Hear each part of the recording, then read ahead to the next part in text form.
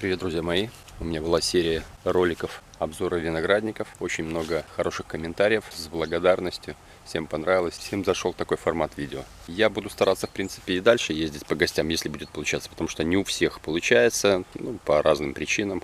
Семейные какие-то обстоятельства, кто-то работает, кто-то еще что-то, всякое бывает. Поэтому по мере сил, конечно, буду ездить по другим виноградникам, как будет получаться. Похожий формат у меня есть на втором канале, там тоже обзорные видео. Кому интересно, посмотрите, я постоянно выкладываю в описании под видео ссылку на канал и в первом комментарии прикрепленном. Так что переходите, смотрите, я думаю, вам там тоже будет интересно, если такой формат вам интересен. Кому будет интересно, тот подпишется, кому нет, то нет, в общем, разберетесь. Ссылка в описании под видео и в первом комментарии прикреплен. Сегодня 5 сентября 2021 года. Минская область, Пуховический район, Беларусь. Тут прошла серия дождей. Конечно, у всех все поразрывало, всех буквально все погнило. Поэтому давайте вот еще, у меня неделю назад было видео. Посмотрим, что получилось неделю спустя. Насколько у меня тут что изменилось. Потому что, по разрывам ягод еще у меня было более-менее. Вот неделю спустя хочу посмотреть, что могло у меня порвать, что нет. Давайте смотреть.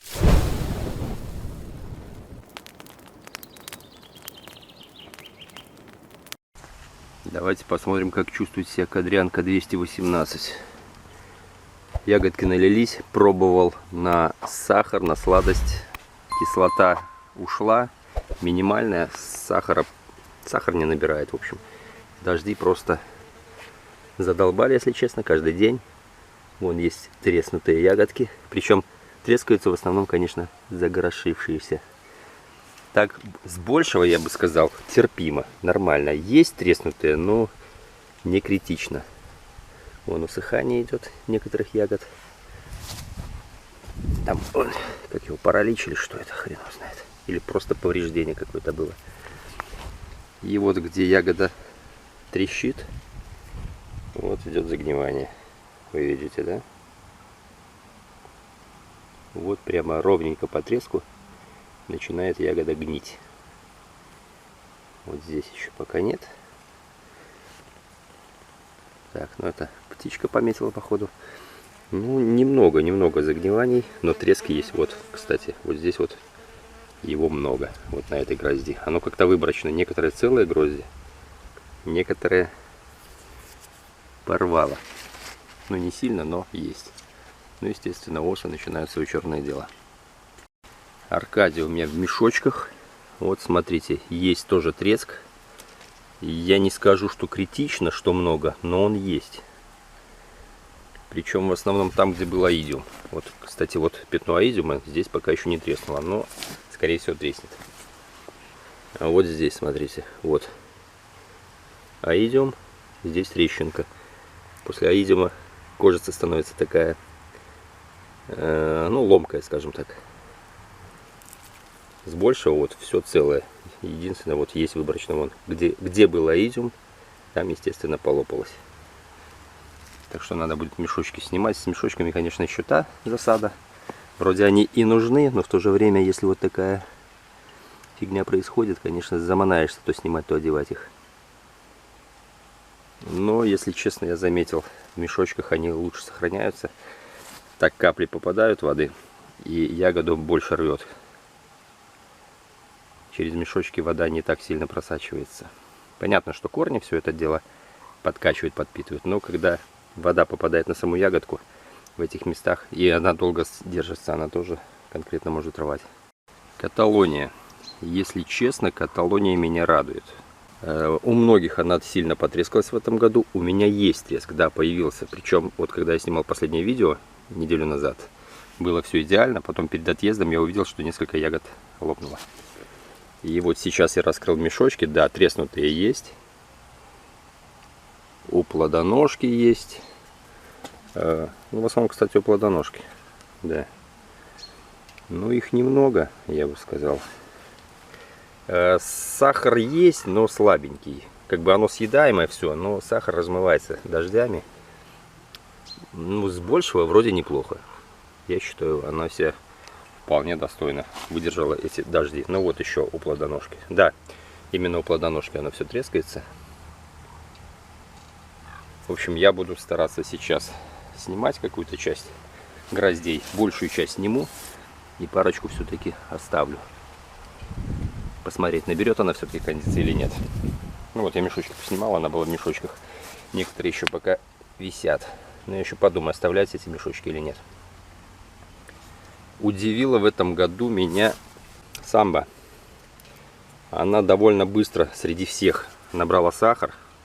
Быстрее, скажем так, даже Алешенькиного. Кислота чуть-чуть медленнее ушла, но сахар она набрала.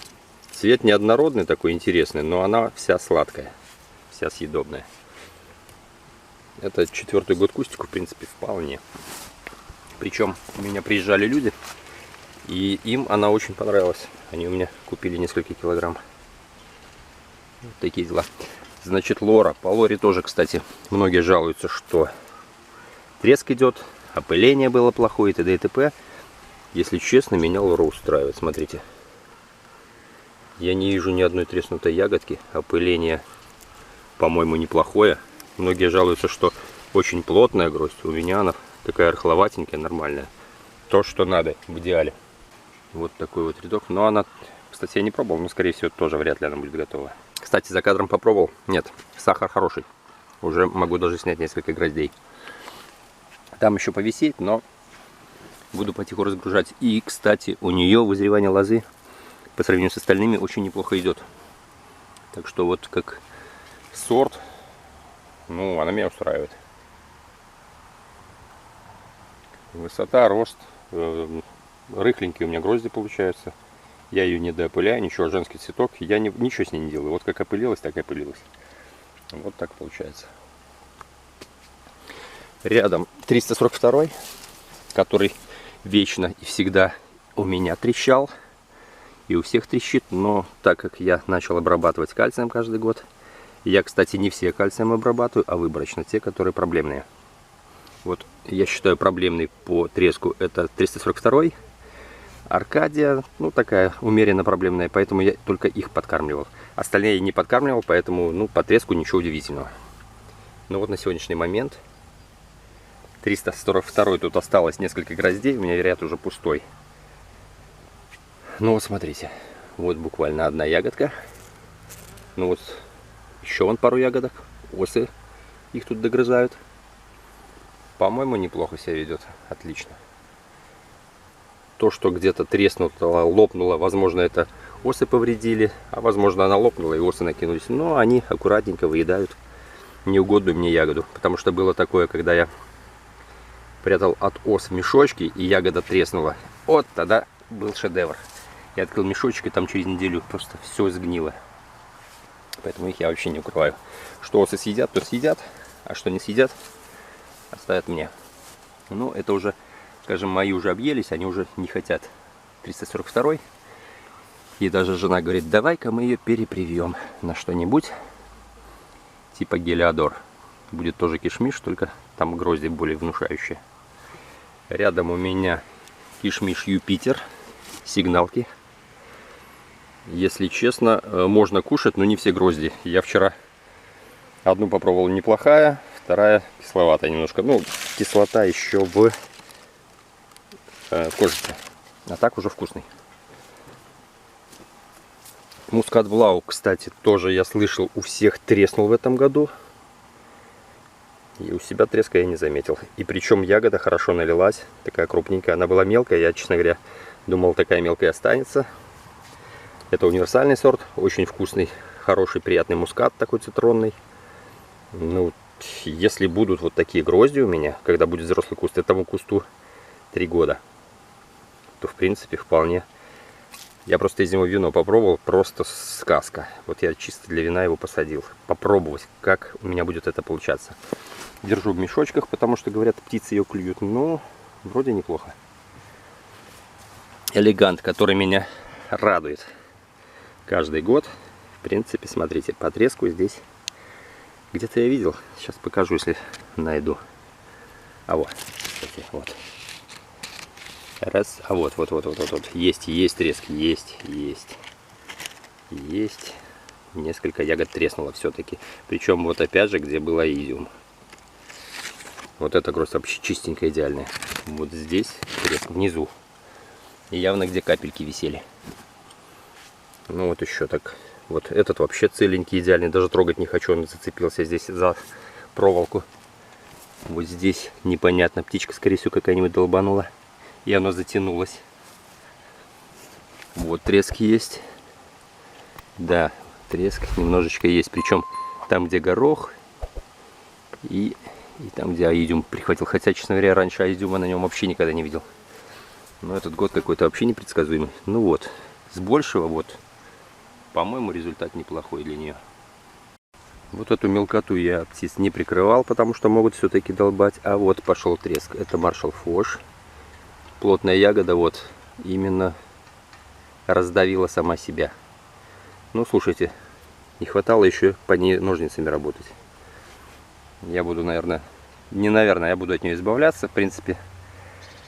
Вино из него хорошее, но, блин, я лучше из муската балау буду вино делать. Потому что, ну, что с ним? Вот сейчас сгниет эта вся гроздь, что с нее взять? Смотрите, внутри вон она, там не подлезешь уже. Я не знаю, что с ней делать. Оставлю так, что будет, то будет. Платовский рядом тоже досиживает этот год, и все.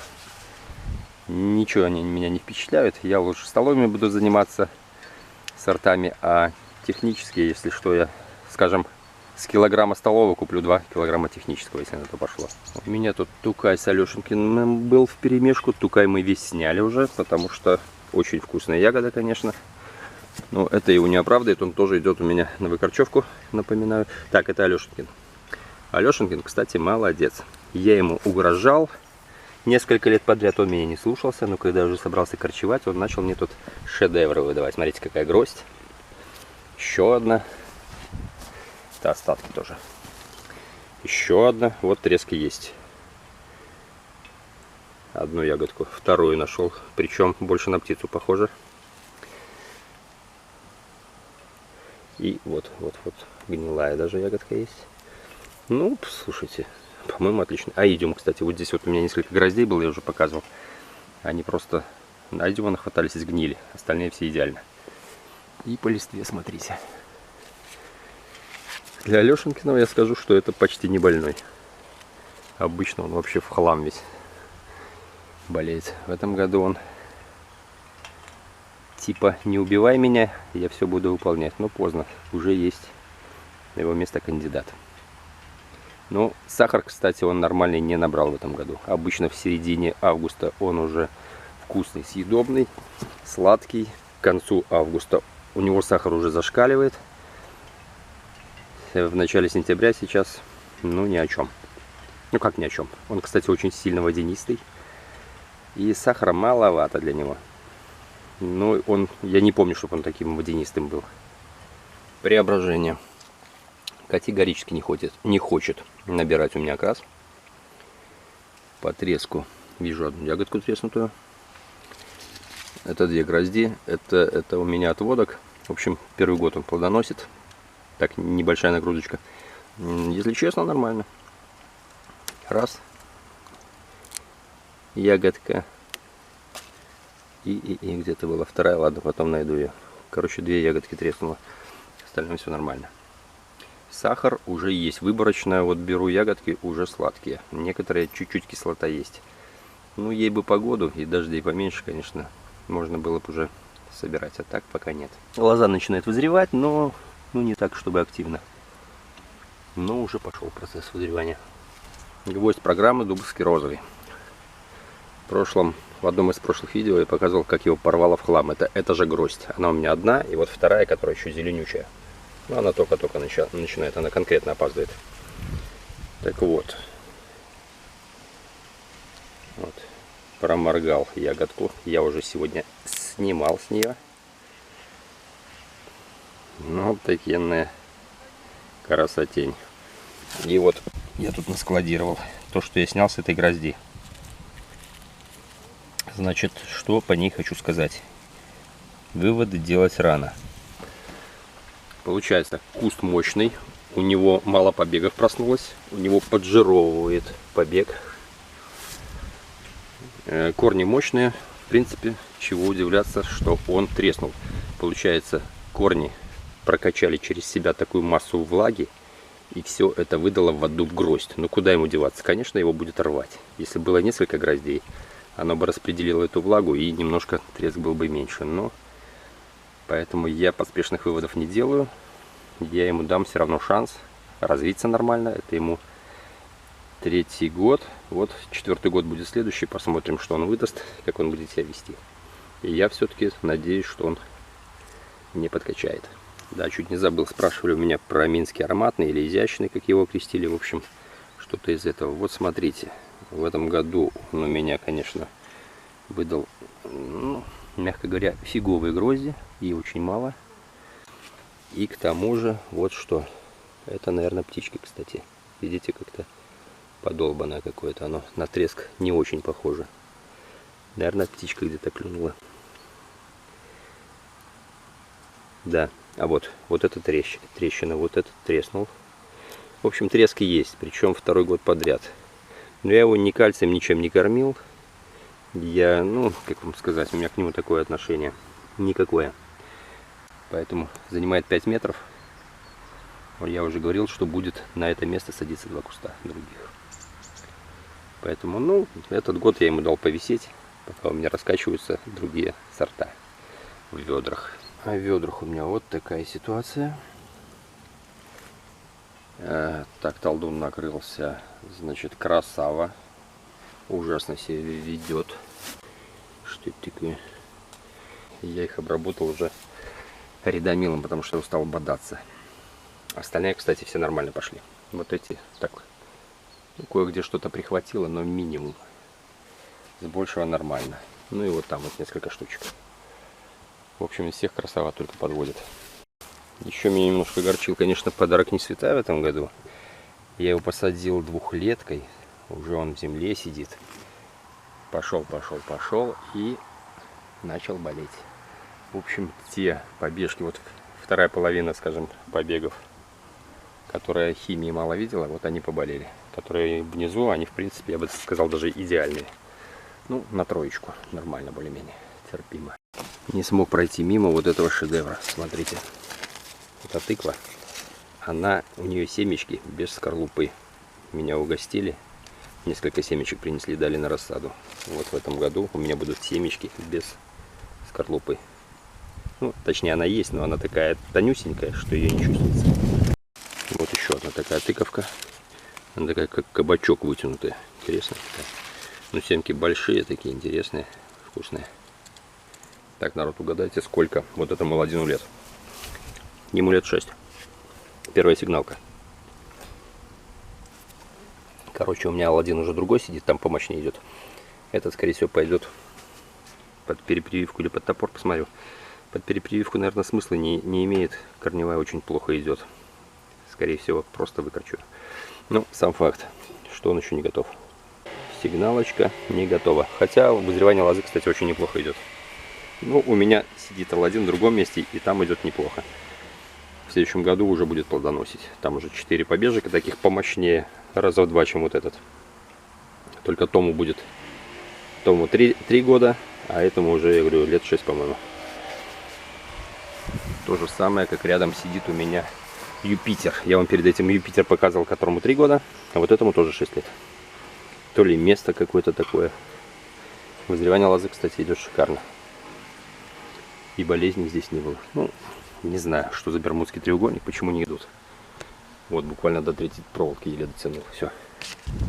Ну вот, на финале решил все-таки мешочки поубирать на некоторых своих сортах. Вот с Каталонии уберу, потому что все-таки у гребенушки начала отслаиваться немножко ягода. И постоянно снимать, одевать, конечно, проблематично. На Кадрянке у меня мешочков и не было, и слава богу, потому что там и так гнили пошли. И с Аркадией я тоже поубирал все мешочки. Потому что пока снимал, после такого обилия дождей, гребеножка такая хрупкая довольно стала. Все обламывается и тоже туда-сюда. Одевать больше, наверное, вреда будет от этих мешочков в этом году именно. Больше вреда, чем пользы. Ос как таковых сильно нет. Есть единичные какие-то, но мне кажется, от них даже польза будет. Они позалазят внутрь, повысасывают этот весь сок и не будет так гнилей. Вот как на 342 у меня так происходит. Я думаю, здесь примерно так же будет. Хотя ягода здесь, конечно, покрупнее. Ну, я вот немножко поперебирал. В общем, именно трескаются, конечно, там, где вот пятна аидиума. Там идут трещинки. Вот еще проморгал. Это я уже повырезал. Еще одну нашел. В общем, будут трески, никуда не денешься. Вот, все равно есть, все равно где-то попадается. Ну, Аркадии не так много, как кадрянки. Просто Аркадия, он покрупнее все-таки ягодка. А вот это вообще просто, пока я подлазил, просто, видите, пообламывал кое-что. Ну, видите, да? Вот такая ситуация. Все, народ, пробежались быстренько. В общем, пишите в комментариях, как у вас ведут себя сорта и формы. Меня особенно, кстати, интересует Каталония, как у вас ведет себя, потому что о ней такие противоречивые сведения. Так что пишите, будет интересно. Я думаю, не только мне, но и другим подписчикам. Все, всем удачи, пока.